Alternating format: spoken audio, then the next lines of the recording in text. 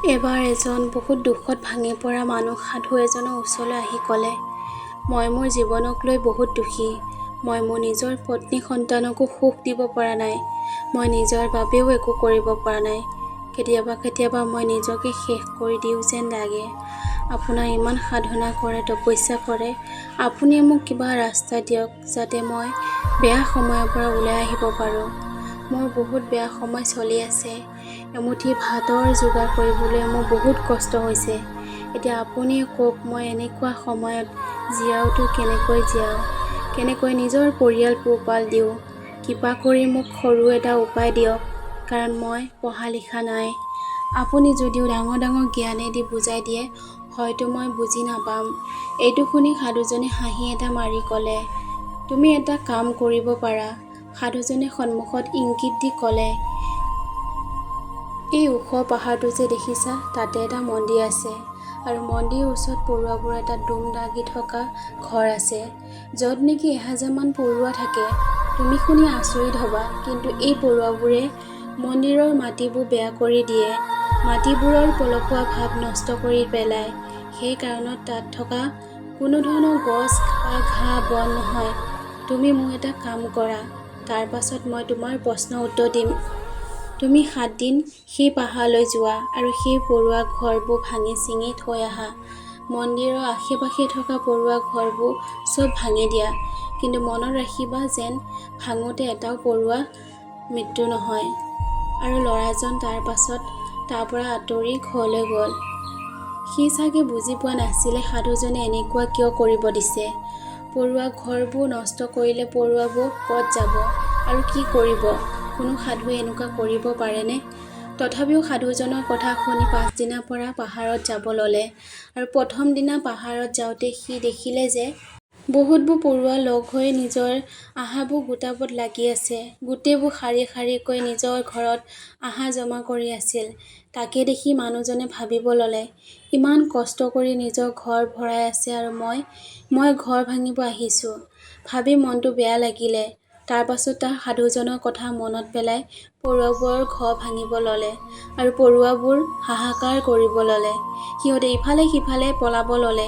ইমান ধুনীয়াকৈ অলপ আগতে চলি থকা পৰুৱা সকলো ভাঙি গ'ল। জীৱন বচাবৰ বাবে পলাব ল'লে। এইবোৰ কৰাৰ পাছত মানুহজনে দুখ মনে নিজৰ ঘৰত উভতি আহিল। তাৰ মনটো বহুত বেয়া আছিলে। নিজৰ ভুল বুজি পাইছিলে। সি বিচনাত পৰি গোটেই ৰাতি ভাবিলে, এতিয়াতো পৰুৱাবোৰৰ ঘৰবোৰ শেষ হৈ গ'ল। এতিয়া তাতে গ'লে কি লাভ? পাছদিনা জানো কি ভাবি আকৌ ৰাতিপুৱাই পাহাৰত যাব ল'লে। গৈ সি আকৌ একে জেগাতে ৰ'ল আৰু তাত ৰৈ যি দেখিলে সি আচৰিত হ'ল। পৰুৱাবোৰ আকৌ দেখোন একে ঠাইতে আগৰ দৰে ঘৰ বান্ধি ল'লে আৰু সকলোবোৰে ঘৰৰ বাবে আহাৰ গোটাব ল'লে। তাকে দেখি মানুহজনে হাঁহিব ল'লে। পৰুৱাবোৰ ইমান মূৰ্খ, কালি ঘৰ ভাঙি দিয়াৰ পাছত আকৌ একে ঠাইতে ঘৰ বান্ধিছে। আকৌ সাধুজনৰ কথা মনত পৰি মানুহজনে আকৌ পৰুৱাবোৰৰ ঘৰ ভাঙিব ল'লে। আকৌ পৰুৱাবোৰ হাহাকাৰ কৰি নিজৰ জীৱন বচাব ইফালে সিফালে যাব ল'লে আৰু ল'ৰাজনে সকলো ভাঙি সন্তোষ মনে গুচি গ'ল যে এইবাৰ মই ভালকৈ ভাঙি থৈ আহিছোঁ। আকৌ পৰুৱাবোৰে ঘৰ বনাব নোৱাৰিব ভাবি আৰু যোৱাৰ আগতে পৰুৱাবোৰৰ ঘৰবোৰত ঠাণ্ডা পানীও ঢালি দিলে আৰু মানুহজন ঘৰত গুচি গ'ল। আজি ৰাতি শোৱাৰ সময়ত আকৌ এটা কথা ভাবিব ল'লে, সাধুজনে সঁচাকৈ ভাল কৰিব জানো দিছে? কাৰোবাৰ ঘৰ ভাঙি সাধু পুৰুষ এজনক জানো ভাল ক'ব? যদি সাধুজন সঁচাকৈ সাধু নহয় তেতিয়া কি হ'ব? যদি তেখেতে মোক মূৰ্খ সজাই আছে তেতিয়া? সি আকৌ ভাবিলে, মোৰ কামক আগতে সম্পূৰ্ণ কৰি লওঁ, তাৰ পাছতহে গম পাম মানুহজনে মোক কিয় এনে কাম কৰিব দিছে। এই ভাবি ৰাতি শুই গ'ল। পাছদিনা শুই উঠি আকৌ সেই পাহাৰখনলৈ বুলি ৰাওনা হ'ল। পাহাৰত গৈ তেখেতে সেই জেগাখিনিতে ৰৈ যায় য'ত পৰুৱাবোৰ আছিল। কিন্তু সেইদিনা পৰুৱাবোৰে ঘৰ বনোৱা নাছিলে। তাকে দেখি তেখেতে মনতে আনন্দ পায় আৰু মই এতিয়া সদায় আহি থকা কি লাভ হ'ব? কিন্তু এতিয়া পৰুৱাবোৰতো ইয়াতে নাথাকে। সাধুজনে মোক 7 দিনহে আহিব কৈছিল, কিন্তু আজি মাত্ৰ 3 দিনহে হৈছে। বাকী 4 দিন আহি কি পাম তাকে ভাবি সি সিদ্ধান্ত ল'লে, ইয়াৰ পৰা চিধা গৈ সাধুজনৰ ওচৰলৈ যাব আৰু এই ঘৰবোৰতো খবৰটো দিব।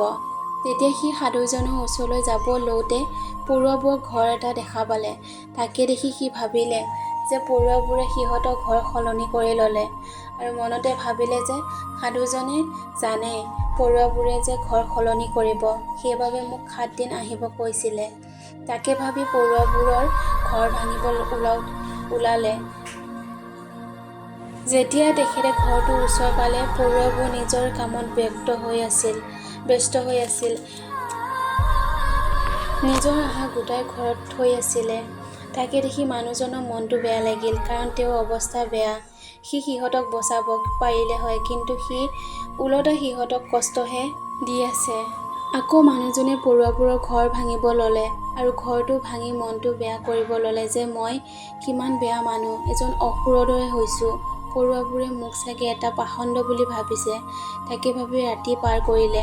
ৰাতিপুৱা আকৌ পাহাৰলৈ বুলি ৰাওনা হ'ল। তাত গৈ সি আকৌ পৰুৱাবোৰে ঘৰ বন্ধা দেখিলে আৰু আচৰিত হৈ ভাবিলে যে পৰুৱাবোৰ কি আচৰিত, সদায় ঘৰ ভাঙি থৈ আহোঁ আৰু সিহঁতে আকৌ বনাইছে। সিহঁতে বুজি পাইছেনে নাই যে মই সিহঁতক ঘৰ বনাব নিদিওঁ। সিহঁতে সামান্য সৰু এটা প্ৰাণী হৈ মোৰ দৰে ইমান ডাঙৰ মানুহ এজনৰ লগত হাৰ মনা নাই। আচৰিত কথা। সি আকৌ ভাঙিব ল'লে পৰুৱাবোৰৰ ঘৰ, কিন্তু এইবাৰ তাৰ ভৰিৰ গছকত কিছুমান পৰুৱা মৰিও থাকিল। সি খঙতে ভৰিয়ে মাৰি পেলালে পৰুৱাবোৰক আৰু তাৰ যেতিয়া খং কমিলে সি ভাবিলে যে মই খঙতে কি কৰিলোঁ।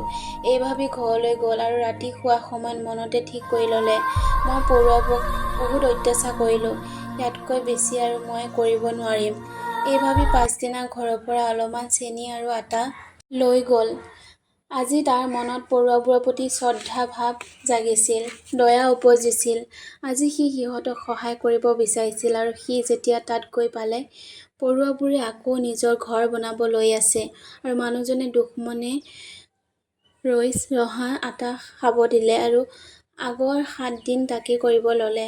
7 দিনৰ পাছত মানুহজনে সাধুজনৰ ওচৰলৈ গ'ল আৰু হাতযোৰ কৰি সাধুজনক ক'লে, মই আপোনাৰ কাম কৰিব নোৱাৰিলোঁ। মই এদিন নহয়, 2 দিন নহয়, 4 দিন ভাঙিলোঁ, তাৰ পাছতো নোৱাৰিলোঁ। তাৰ বাবে মই আপোনাক বিচৰা উপদেশটো ক'ব নালাগে, কাৰণ বাকী কেইটা দিন পৰুৱাবোৰৰ ঘৰ নাভাঙি ঠিকেই কৰিলোঁ যেন লাগিছে মোৰ। তাৰ পাছত মানুহজন যাব ওলালে। তাকে দেখি সাধুজনে হাঁহি ক'লে, ক'ত যাব ওলাইছা, ৰ'বা অলপ সময় জলপান কৰি যোৱা, তাৰ পাছত যাবা। এই কৈ সাধুজনে ল'ৰাজনক পানী খাব দিয়ে।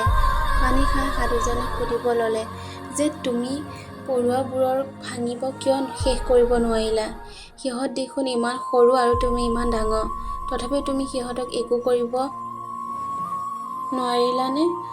ক'ত আছে তোমাৰ শক্তি? আৰু মানুহজনে উত্তৰ দিলে যে সাধুদেৱ, মই সিহঁতৰ ঘৰবোৰ ভাঙিছিলোঁ, বাৰে বাৰে ভাঙিছিলোঁ, আনকি খঙতে পৰুৱাবোৰক মাৰিবও লৈছিলোঁ। কিন্তু যিদিনা সিহঁতক মাৰিলোঁ সেইদিনা ভাবিলোঁ সিহঁতক মই কিয় মাৰিলোঁ, কিয় সিহঁতক ইমান কষ্ট দি আছোঁ, আৰু সেইদিনাৰ পৰা সিহঁতক অপকাৰ কৰিব এৰি উপকাৰ কৰিব ল'লোঁ। সাধুজনে ক'লে, সেইটোৱেতো আমি জানিব লগা কথা।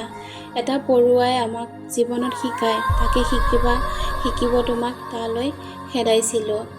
আৰু তাত গৈ তুমি কি শিকিলা? এই শুনি মানুহজনে সম্পূৰ্ণ কাহিনীটো ক'লে আৰু সাধুজনে প্ৰথমতে পৰুৱাবোৰৰ পৰা কি শিকিব পাৰিলে তাকে ক'লে।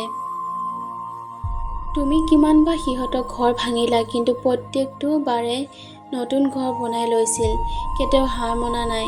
যদিহে সিহঁতে হাৰ মানি ল'লে হয়, সিহঁতক কেতিয়াও নাপালা হয়।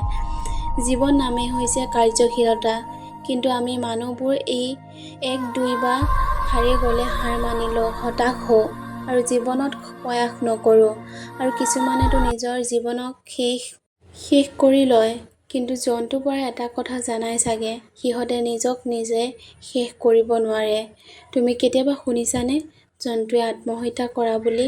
লাগিলে সেই জন্তুটো যিমান দিনে সুখত নাথাকক কিয়, কিন্তু নিজৰ জীৱনক বচাব সদায় সংঘৰ্ষ কৰি থাকে। কিন্তু আমি মানুহে এবাৰ দুবাৰ হতাশ হ'লে নিজৰ জীৱন শেষ কৰি লওঁ। কৰ্মশীলতাৰ জীৱনৰ আন এটাৰ নাম কৰ্ম কৰা নাম জীৱন, আৰু মৃত্যু শেষৰটো জীৱনেই। সেইকাৰণে মৃত্যু আগমুহূৰ্তলৈ কাম কৰিব নেৰিবা। মৃত্যু পাছতো জিৰণিৰ জিৰণি। কিয় নহ'লে নিজৰ কাম কৰিব এৰিছা? কিয় হতাশ হৈছা? যদি তোমাৰ এটা ঘৰ ভাঙি গৈছে তেন্তে আন এটা ঘৰ বনাব চেষ্টা কৰা। যেতিয়ালৈ সফল নহয় তেতিয়ালৈ চেষ্টা কৰা। সেইটো তুমি এই পৰুৱাবোৰক দেখাই পাইছা। ২ নম্বৰটো শিক্ষা হৈছে যেতিয়া আমাৰ বেয়া সময় আহে আমাক লাগে কেতিয়াও নাযায়। এইটো সময় মোৰ জীৱনক শেষ কৰি দিব, মোক কেতিয়াও জীয়াব নিদিয়ে। নিজৰ এই ভাৱ চিন্তাবোৰৰ কোনো অস্তিত্ব নাই আৰু এই চিন্তাবোৰে আমাৰ মনক দোষী কৰি তোলে। এইকাৰণে আমি চেষ্টা কৰিব এৰি দিওঁ। তুমি নিজেই চিন্তা কৰা, বাৰে বাৰে প্ৰকৃতিয়ে আমাক দুখ দিয়ে যদিও কিমান দিনত কৰিব। আমি বাৰে বাৰে চেষ্টা কৰোঁ যদিও প্ৰকৃতিয়ে আমাৰ ওচৰত হাৰ মানিবই লাগিব আৰু দয়াৱান হ'ব আৰু আমাক সকলো দিব যি নেকি কেতিয়াবা আমি আশা কৰি আছিলোঁ।